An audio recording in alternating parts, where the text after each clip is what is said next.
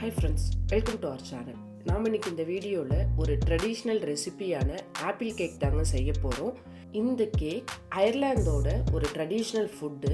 இந்த கேக்கை இங்கே ஒரு ஸ்பெஷல் டேயில் செஞ்சு செலிப்ரேட் பண்ணுவாங்க.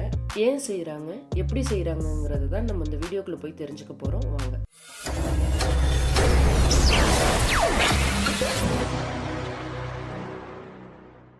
நிறைய கண்ட்ரியில் மார்ச் 17 அன்னைக்கு செயின்ட் பேட்ரிக் டே அப்படின்னு ஒரு டே செலிப்ரேட் பண்ணுவாங்க.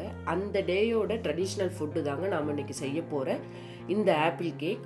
இந்த டேயோட மெயின் கலர் பார்த்திங்கன்னா க்ரீனு. அதனாலே இன்னைக்கு செலிப்ரேட் பண்ணுற எல்லாமே க்ரீனாகவே தான் இருக்கும். நம்ம செய்ய போகிற கேக் கூட க்ரீன் கலர் தான்.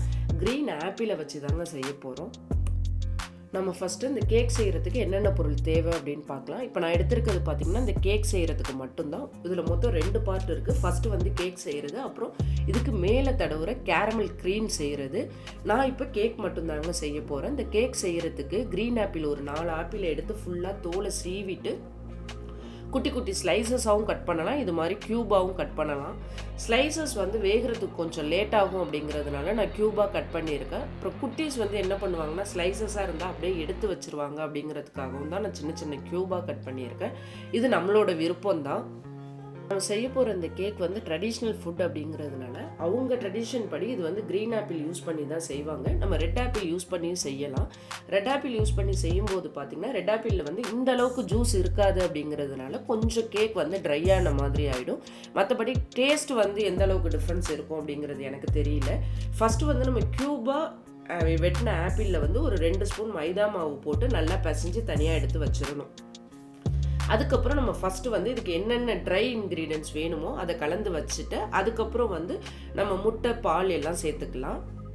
ஃபஸ்ட்டு நம்மள்ட்ட இருக்கிற எல்லா ட்ரை இன்க்ரீடியன்ட்ஸையும் ஒன்றா கலந்துக்கணும். இதில் பார்த்திங்கன்னா நான் 2 கப் மைதா, 1 கப் சுகர், தேவையான அளவு baking soda, baking powder, salt, அப்புறம் கொஞ்சோண்டு சின்னமன் பவுடரும் நட்மக் பவுடரும் போட்டு ஃபஸ்ட்டு நல்லா கலந்துக்கிட்டு அதுக்கப்புறம் நம்ம எடுத்து வச்சுருக்க 1/2 கப்பு பட்டர் இருக்குது பாருங்கள், அதை ரூம் டெம்பரேச்சரில் தான் இருக்கணும். ஃபுல்லாக மெல்ட் பண்ணிடக்கூடாது. ரூம் டெம்பரேச்சரில் இருக்கிற பட்டரை அந்த மாவோட போட்டு நம்ம பிசையும் பொழுது நம்மளுக்கு ஒரு டெக்ஸ்சர் கிடைக்கும். அதுதான் அந்த சாண்டிஸ் டெக்ஸ்சர் அப்படின்னு சொல்லுவாங்க.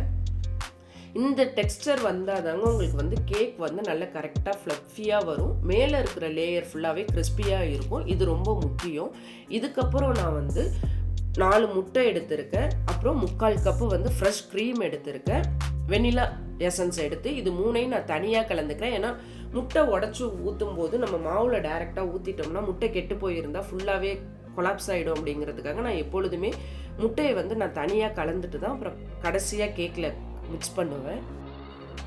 உங்களுக்கு முட்டை, பால், வெனிலா எசன்ஸ்லாம் கலந்து நல்லா பீட் பண்ணிவிட்டு இதை மாவில் சேர்க்கும் பொழுது உங்களுக்கு தண்ணி பத்தாத மாதிரி தான் இருக்கும். ரொம்ப தண்ணியாக இருக்கும்.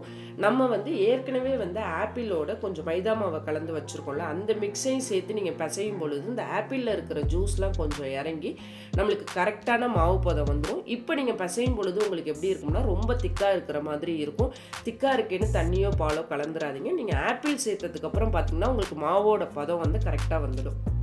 நம்ம இந்த கேக்கோட மாவை ரெடி பண்ணுறப்பே ஓவனையும் ப்ரீஹீட் பண்ணி வச்சிடணும். 315 டிகிரி ஃபாரன்ஹீட்டில் ப்ரீஹீட் பண்ணிடணும். அடுத்து நம்ம இந்த கேக்கோட குக்கிங் டைம் பார்த்திங்கன்னா 1 ஹவர்லேருந்து 1.5 ஹவர் வரையிலும் ஆகும். ஏன்னு சொன்னால் இதில் நம்ம ஆப்பிள் சேர்த்துருக்கிறதுனால அந்த ஆப்பிளும் சேர்ந்து வேகணும். அப்படி இல்லை நம்ம சீக்கிரமே எடுத்துட்டோம் அப்படின்னு பார்த்தீங்கன்னா உங்களுக்கு அந்த ஆப்பிள் க்ரன்ச்சியாகவே இருக்கும். இந்த ஆப்பிள் சாஃப்டாக மாறணும் அப்படிங்கிறதுக்காக 1 ஹவர்லேருந்து 1.5 ஹவர் வரையிலும் ஆகும். உங்களுக்கு இந்த கேக் நல்லா வெந்து நம்மளுக்கு ஒரு நல்ல ஸ்மெல் கிடைக்கும். அந்த டைமில் எடுத்தால் போதும். கேக்கை ஓவனில் வைக்கிறதுக்கு முன்னாடி அந்த லேயரோட டாப்பில் நம்மள்ட்ட இருக்கிற ப்ரௌன் சுகரை கொஞ்சம் நல்லா தூவி விட்டுட்டு அதுக்கப்புறம் வச்சிங்கன்னா இந்த மேலே இருக்கிற லேயர் பார்த்திங்கன்னா நல்லா கிறிஸ்பியாகவும் இருக்கும். கலரும் ரொம்ப அழகாக வரும். லாஸ்ட்டாக நம்ம கேக்கை ஸ்மெல் வந்துடுச்சுன்னு நம்ம எடுக்க வேணாம். நல்ல நைஃபை விட்டு பார்த்திங்கன்னா அடி வரையிலும் மாவு ஒட்டாமல் வந்தால் தான் அதோட கன்சிஸ்டன்சி கரெக்டு. நான் செய்யும்போது எனக்கு குக்கிங் டைம் பார்த்திங்கன்னா 1 hour 20 minutes ஆனிச்சு. அதுக்கப்புறம் தான் எனக்கு நல்லா கரெக்டாக அந்த கத்தியில் ஒட்டாமல் வந்தது. நம்ம இது மாதிரி செக் பண்ணி பார்த்துட்டு தாங்க எடுக்கணும். இல்லாட்டி கேக் கொல கொலன்னு போயிடும். கண்டிப்பாக இந்த வீடியோ உங்களுக்கு பிடிச்சிருக்கும் அப்படிங்கிறத நான் நம்புகிறேன். இந்த மாதிரி இன்ட்ரெஸ்டிங்கான வீடியோ உங்களுக்கு வேணும்னா எங்களோட சேனலில் தொடர்ந்து சப்போர்ட் பண்ணிக்கிட்டே இருங்க. நீங்கள் எங்கள் வீடியோவை ஃபஸ்ட் டைமாக பார்க்குறீங்கன்னா மறக்காமல் சப்ஸ்கிரைப் பண்ணிவிட்டு உங்களோட ஃப்ரெண்ட்ஸுக்கும் எங்களோட வீடியோவை ஷேர் பண்ணி விடுங்க. Once again welcome to our channel. தொடர்ந்து இணைந்திருங்கள், இணைந்தே பயணிப்போம்.